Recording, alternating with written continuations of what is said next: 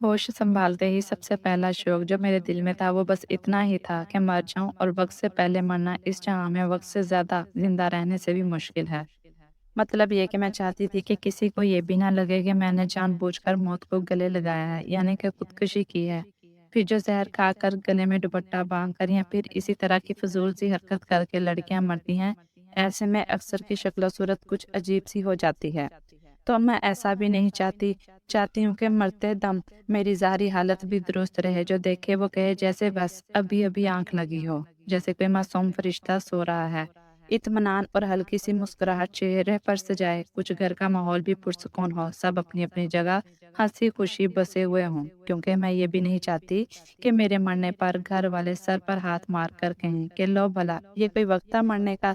जैसे मैंने पैदा होने के लिए गलत वक्त घर खानदान चुना था, मैं अपने मरने के लिए कम से कम इन सब पर नजरसानी करके ही मरना चाहती थी। चलो पैदा होना तो मेरे बस में ना था, मगर हाँ, मौत कम से कम अपनी मौत को तो मैं खुद बकायदा बहुत प्लानिंग के साथ अपनाना चाहती हूँ, और इसी प्लानिंग के सबब अभी तक जैसे चली जा रही हूँ। मगर इस शो की खबर मैंने जमाने को लगने नहीं दी थी कभी। ये मेरा ऐसा रास्ता जो मेरे हवास पर मुस्तकिल सवार था, और अक्सर अनजाने में ही अपने शौक की तकमील का कोई भी सिरा पाती तो मुतवज्जो हो जाती, और कुछ यूं अनहमाक से इसको सोचती कि खुद ही भूल जाती कि आखिर इस वक्त इस जगह और इस कदर में क्यों कर मुतवज्जो हूँ। मरना चाहती हो तुम? इसका ये सवाल मुझे चौंका गया था। मैंने पहली बार नजर उठाकर इसके चेहरे का जायजा लिया।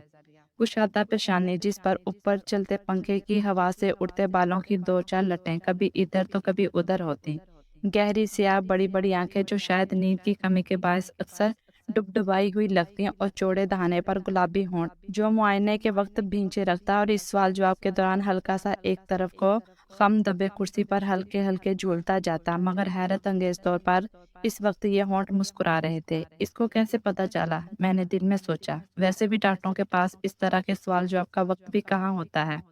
इन लोगों की पढ़ाई में शायद सबसे पहले जज्बात से आरी होकर मरीज को देखने की तालीम दी जाती है, और फिर यूं भी होता है कि क्लिनिक में बैठे बैठे आप नन्हे पौधे से बढ़कर पूरा दरख्त बन जाते हैं, इंतजार में बैठे। पहले आने वाले एक एक मरीज की कई बार गिनती करते हैं, सूख कर कांटा हो जाते हैं, और डॉक्टर के पास पहुंचने वाला हर मरीज जैसे जाता है तो डॉक्टर को ही प्यारा हो जाता है। आप बार बार घड़ी देखते हैं, और फिर अल्लाह अल्लाह करके जब आप डॉक्टर तक पहुंचते हैं तो वो सिर्फ चंद सेकंड में दो चार सतरें कागज पर खींचकर आपको चलता कर देता है। मेरे साथ तो हमेशा ऐसा ही कुछ हुआ। नहीं जी, मैं तो इतनी जल्दी नहीं चाहती। कुछ मेरे इंतजार में थी कि वो चंद सतरें कागज पर खींचकर मेरे हवाले कर देगा, मगर इस बार इसने मुझे स्टेथोस्कोप से पहले तो खूब जांचा, नब्ज को परखने में काफी सारा वक्त लिया, और थर्मामीटर भी हाथ पर बंधी घड़ी देकर पूरा वक्त देकर मुंह से निकाला, और फिर मेरे शबो रोज के बारे में पूछने के बजाय ये सवाल पूछ बैठा, और इस पर सितम ये कि मुस्कुरा भी रहा था।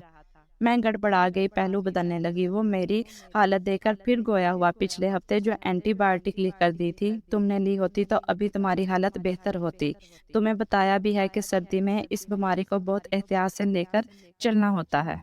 तुम्हारी हालत बेहतर होने की बजाय बिगड़ रही है। अब तुम ही बता दो क्या चाह रही हो। इसके सीधे हाथों की उंगलियों के दरमियान बॉल पॉइंट मुसलसल घूम रहा था, जो कि इसके बेचैन होने की निशानदेही कर रहा था। मैं आज खुद को इसकी तवज्जो का मरकज पाकर कुछ कह ही नहीं पा रही थी। चुप सी लग गई थी। फिर कहती भी तो क्या, इकरार जुर्म ऐसा आसान भी नहीं होता। मैंने काफी एहतियात रखी, और जो दवाई क्लिनिक से मिली वो भी वक्त पर ली थी, मगर बस एंटीबायोटिक्स नहीं ले पाई। मैं कोशिश करके जल्द मंगवा लूंगी। मैंने बकायदा मरूबियत से जवाब दिया ही था कि वो तेज लहजे में मुझे फटकारने लगा। मोहतरमा, किसको बेवकूफ़ बना रही हो? मुझे कोई फ़र्क नहीं पड़ता। दवाई नहीं लोगी तो अपना नुकसान करोगी। अभी घर पर हो, कल अस्पताल पहुंच जाओगी, और फिर जो खर्चा होगा इस पर घर वालों से बातें भी तुम ही सुनोगी। तकलीफ की तो खैर है, आदत ही है। क्यों? मैंने शर्मिंदगी से सर झुका लिया। हम कब से अपनी ज़ात को बड़े खुलूस मान लिया, और वक़ार के साथ नज़रअंदाज करते चले जाते हैं, और फिर कभी कभार किसी के एहसास दिलाए जाने पर शर्मिंदगी से डूब मरने को सोचने लगते हैं। अब समझ में आया कि मरीज डॉक्टर को प्यारे नहीं होते, बल्कि इसकी फटकार सुनने के लिए इतना वक्त लेते हैं। मैं अब दूसरी एंटीबायोटिक लिख कर दे रहा हूँ। 4 घंटे के वक्फे से लेना, और 1 हफ्ते बाद आकर दिखाएं। اگر بیچ میں طبیعت زیادہ خراب ہو تو کلینک میں آ کر اتنا لمبا انتظار کرنے کے بجائے مجھ سے فون پر رابطہ کیجیے گا۔ دن میں کسی بھی وقت فون کر سکتی ہیں۔ اس نے ناراضی اور غصے کے ملے جلے تاثرات کے ساتھ بہت ہی پیشہ ورانہ انداز سے مجھے ہدایت دیتے ہوئے میرے ہاتھ میں پرچہ پکڑا دیا۔ میں جان چھوٹنے پر جلدی سے اٹھ کھڑی ہوئی، مگر بخار کی شدت اور کمزوری سے چکر آ گئی۔ وہ پھرتی سے اٹھ کھڑا ہوا اور مجھے سنبھالتا ہوا پھر سے ڈانٹنے لگا، اتنی خراب طبیعت میں بھی آپ اکیلی ہی آئی ہیں؟ مانا کے محلے میں کلینک ہے، مگر آپ کسی کو تو ساتھ لایا کریں۔ آپ سے زیادہ آپ کے گھر والوں پر حیرت ہوتی ہے کہ اس حالت میں آپ کو اکیلے آنے ہی کیسے دیتے ہیں۔